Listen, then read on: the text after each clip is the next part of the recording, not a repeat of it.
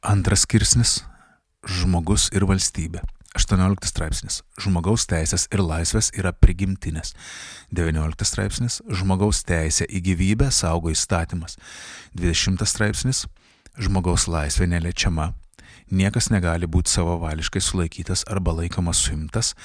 Niekam neturi būti atimta laisvė kitaip, kaip tokiais pagrindais ir pagal tokias procedūras, kokias yra nustatęs įstatymas. Nusikaltimo vietoje sulaikytas asmuo per 48 valandas turi būti pristatytas į teismą, kur sulaikytajam dalyvaujant sprendžiamas sulaikymo pagristumas. Jeigu teismas nepriima nutarimo asmenį suimti, sulaikytasis tuojau pat paleidžiamas. 21 straipsnis. Žmogaus asmuo neliečiamas. Žmogaus orumą gina įstatymas. Draudžiama žmogų kankinti, žaloti, žeminti jo orumą, žiauriai su juo elgtis, taip pat nustatyti tokias bausmes. Su žmogumi be jo žinios ir laisvo sutikimo negali būti atliekami moksliniai ar medicininiai bandymai. 22 straipsnis. Žmogaus privatus gyvenimas neliečiamas. Asmens susirašinėjimas, pokalbiai telefonu, telegrafo pranešimai ir kitoks susižinojimas neliečiami. Informacija apie privatų asmens gyvenimą gali būti renkama tik motyvuotų teismo sprendimu ir tik pagal įstatymą. Įstatymas ir teismas saugo, kad niekas nepatirtų savavališko ar neteisėto kišimosi į jo asmeninį ir šeimininį gyvenimą, kėsinimosi į jo garbę ir orumą. 23 straipsnis. Nuosavybė neliečiama. Nuosavybės teisės saugo įstatymai. Nuosavybė gali būti paimama tik įstatymo nustatyta tvarka visuomenės poreikiams ir teisingai atlyginama. 24 straipsnis. Žmogaus būstas neliečiamas.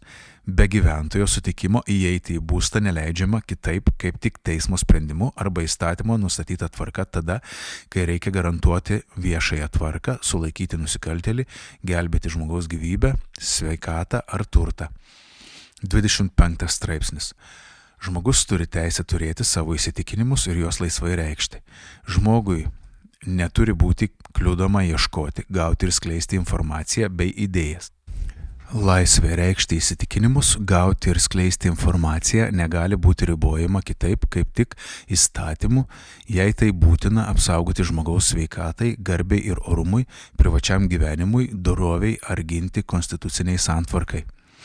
Laisvė reikšti įsitikinimus ir skleisti informaciją nesuderinama su nusikalstamais veiksmais, tautinės, rasinės, religinės ar socialinės neapykantos, prievartos bei diskriminacijos kurstimu, šmeižtu ir dezinformacija. Pilietis turi teisę įstatymo nustatytą tvarką gauti valstybės įstaigų turimą informaciją apie jį. 26 straipsnis. Minties, tikėjimo ir sąžinės laisvė yra nevaržoma. Kiekvienas žmogus turi teisę laisvai pasirinkti bet kurią religiją arba tikėjimą ir vienas ar su kitais privačiai ar viešai ją išpažinti, atlikinėti religinės apeigas, praktikuoti tikėjimą ir mokyti jo. Niekas negali kito asmens versti, nei būti verčiamas pasirinkti ar išpažinti kurią nors religiją arba tikėjimą.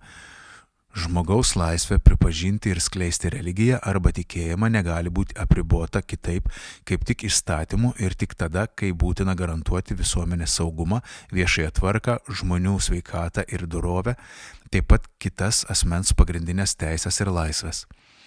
Tėvai ir globėjai nevaržomi rūpinasi vaikų ir globotinių religinių ir dorovinių auklėjimų pagal savo įsitikinimus.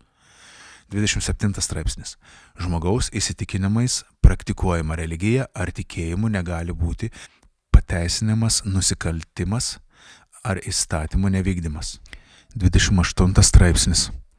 Įgyvendindamas savo teisės ir naudodamasis savo laisvėmis, žmogus privalo laikytis Lietuvos Respublikos konstitucijos ir įstatymų, nevaržyti kitų žmonių teisių ir laisvių. 29 straipsnis. Įstatymui, teismui ir kitoms valstybės institucijoms ar pareigūnams visi asmenys lygus. Žmogaus teisų negalima varžyti ir teikti jam privilegijų dėl jo lyties, rasės, tautybės, kalbos, kilmės, socialinės padėties, tikėjimo, įsitikinimų ar pažiūrų pagrindų. 30 straipsnis. Asmuo, kurio konstitucinės teisės ar laisvės pažeidžiamos, turi teisę kreiptis į teismą. Asmeniui padarytos materialinės ir moralinės žalos atlyginimą nustato įstatymas. 31 straipsnis. Asmuo laikomas nekaltu, kol jo nekaltumas neįrodytas įstatymo, nustatyta tvarka ir pripažintas įsiteisėjusiu teismo nuosprendžiu. Asmuo, kaltinamas padaręs nusikaltimą, turi teisę, kad jo bylą viešai ir teisingai išnagrinėtų nepriklausomas ir bešališkas teismas. Draudžiama versti duoti parodymus prieš save, savo šeimos narius ar artimus giminaičius. Bausmė gali būti skiriama ar taikoma tik remiantis įstatymu. Niekas negali būti baudžiamas už tą patį nusikaltimą antrą kartą.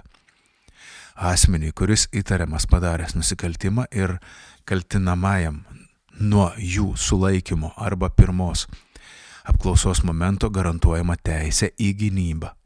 Taip pat ir teisė turėti advokatą. 32 straipsnis. Pilietis gali laisvai kilnotis ir pasirinkti gyvenamąją vietą Lietuvoje, gali laisvai išvykti iš Lietuvos. Šios teisės negali būti varžomos kitaip, kaip tik įstatymu ir jeigu tai būtina valstybės saugumui, žmonių sveikatai apsaugoti, taip pat vykdant teisingumą. Negalima drausti piliečiui grįžti į Lietuvą. Kiekvienas lietuvis gali apsigyventi Lietuvoje.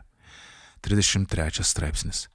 Piliečiai turi teisę dalyvauti valdant savo šalį tiek tiesiogiai, tiek per demokratiškai išrinktus atstovus, taip pat teisę lygiomis sąlygomis stoti į Lietuvos Respublikos valstybinę tarnybą. Piliečiams laiduojama teisė kritikuoti valstybės įstaigų ar pareigūnų darbą, apskųsti jų sprendimus. Draudžiama persekioti už kritiką. Piliečiams laiduojama peticijos teisė, kurios įgyvendinimo tvarką nustato įstatymas. 34 straipsnis. Piliečiai, kuriems rinkimų dieną yra sukakę 18 metų, turi rinkimų teisę. Teisę būti išrinktam nustato Lietuvos Respublikos konstitucija ir rinkimų įstatymai. Rinkimuose nedalyvauja piliečiai, kurie teismo pripažinti neveiksniais. 35 straipsnis. Piliečiams laiduojama teisė laisvai vienytis į bendrijas, politinės partijas ar asociacijas, jei šių tikslai ir veikla nėra priešingi konstitucijai ir įstatymams. Niekas negali būti verčiamas priklausyti kokiai nors bendrijai, politiniai partijai ar asociacijai. Politinių partijų, kitų politinių ir visuomeninių organizacijų steigimą ir veiklą reglamentuoja įstatymas. 36 straipsnis. Negalima drausti ar trukdyti piliečiams rinktis be ginklo į taikius susirinkimus. Ši teisė negali būti ribojama kitaip, kaip tik įstatymu ir tik tada, kai reikia apsaugoti valstybės ar visuomenės saugumą, viešąją tvarką, žmonių sveikatą ar dorovę arba kitų asmenų teisės ir laisvės. 37 straipsnis. Piliečiai priklausantis tautinėms bendrijoms turi teisę puoselėti savo kalbą, kultūrą ir papročius.